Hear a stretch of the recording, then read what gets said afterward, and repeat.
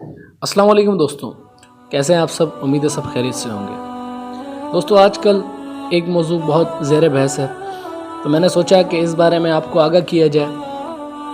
کچھ میری معلومات کے تحت جو میں نے ابھی تک اس کے بارے میں پڑھا ہے، تو میں نے سوچا کہ وہ بات آپ تک بھی پہنچاؤں۔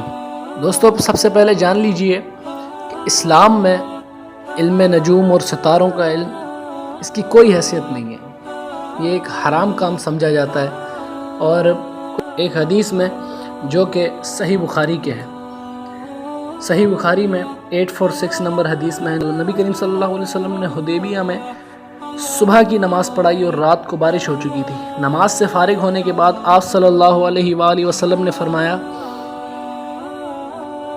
لوگوں، تمہارے رب نے کیا فرمایا تمہیں معلوم ہے؟ لوگوں نے کہا کہ اللہ اور اس کے رسول خوب جانتے ہیں۔ آپ صلی اللہ علیہ وآلہ وسلم نے فرمایا، تمہارے رب کا ارشاد ہے کہ صبح ہوئی تو میرے کچھ بندے مجھ پر ایمان لائے اور کچھ میرے منکر ہوئے۔ جس نے کہا کہ اللہ کے فضل اور اس کی رحمت سے ہمارے لیے بارش ہوئی تو وہ میرا مومن ہے اور ستاروں منکر ہے، اور جس نے کہا کہ فلاں تارے کی فلانی جگہ پر آنے سے بارش ہوئی وہ میرا منکر ہے اور ستاروں کا مومن ہے۔ دوستو، اس احادیث کے باوجود جہاں پہ اللہ پاک کا صاف صاف فرمان ہے، جو کہتا ہے کہ اللہ کی رحمت سے بارش ہوئی وہ میرا مومن ہے، اور جو کہتا ہے فلاں ستارے کی فلاں جگہ بدلنے کی وجہ سے بارش ہوئی وہ ستاروں کا مومن ہے، وہ ستاروں کا ماننے والا ہے، لیکن پھر بھی ہمارے کچھ، اب میں علماء کی طرف آتا ہوں تو لوگوں کو آگ لگتی ہے، لیکن حق بات کہنا تو سب کا فرض ہے، کیونکہ اللہ پاک کا فرمان ہے کہ حق بات چھپانے والے پر اللہ کی لعنت اور تمام لعنت کرنے والوں کی لعنت، وَلِعَوْذُ بِاللَّهِ تعالی۔ تو دوستوں، مجھے اس بات کی فکر نہیں کہ لوگ میرے بارے میں کیا کہتے ہیں، میرا کام ہے آپ تک حق پہنچانا۔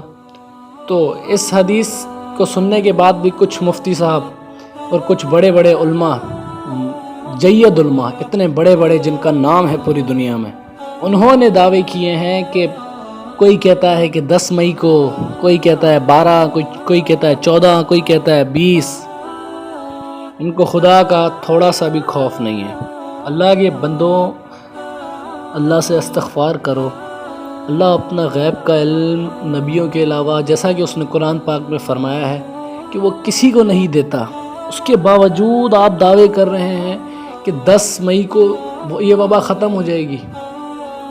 آپ اللہ سے ڈریں، آپ اللہ سے استغفار کریں۔ کیوں اپنے لیے جہنم خریدتے ہیں اور دوسرے لوگوں کو بھی گمراہ کرتے ہیں؟ اب دوستوں، جس حدیث کا یہ سہارا لیتے ہیں، مسند احمد کی وہ حدیث ہے 5105، جس میں عبداللہ بن سراقہ رضی اللہ تعالیٰ عنہ جو ایک صحابی ہیں، وہ حضرت عبداللہ بن عمر رضی اللہ تعالیٰ عنہ سے پھلوں کی بے کے متعلق پوچھ رہے تھے۔ اس پہ حضرت عبداللہ بن عمر رضی اللہ تعالیٰ عنہ نے کہ آہا کے ختم ہونے سے پھلوں کی بے بنا فرمایا۔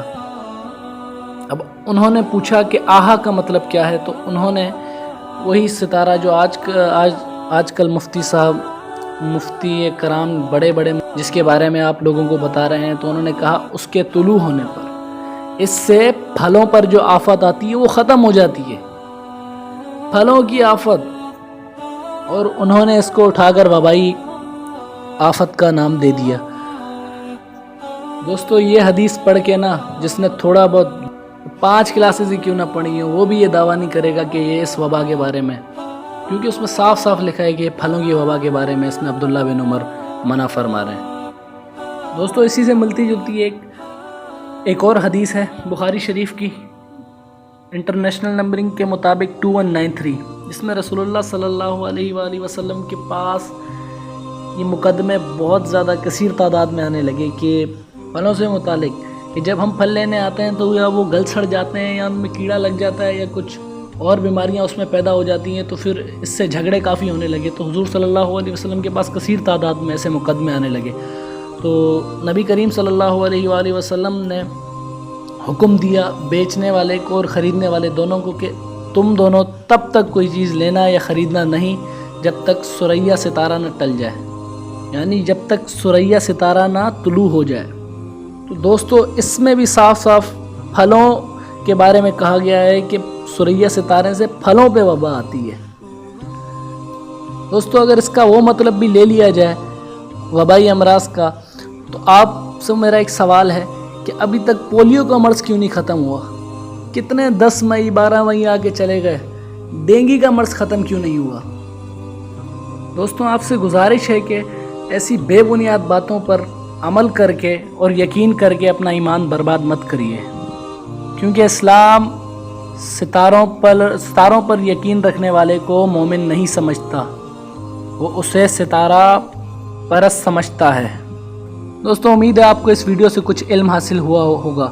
اگر آپ کو اس ویڈیو میں کوئی بھی بات اچھی لگی یا آپ کو اس سے علم حاصل ہوا تو اسے دوسروں تک پہنچائیے اور اسے صدقہ جاریہ کے طور پر اسے آگے شیئر کریے۔ جزاک اللہ خیرہ۔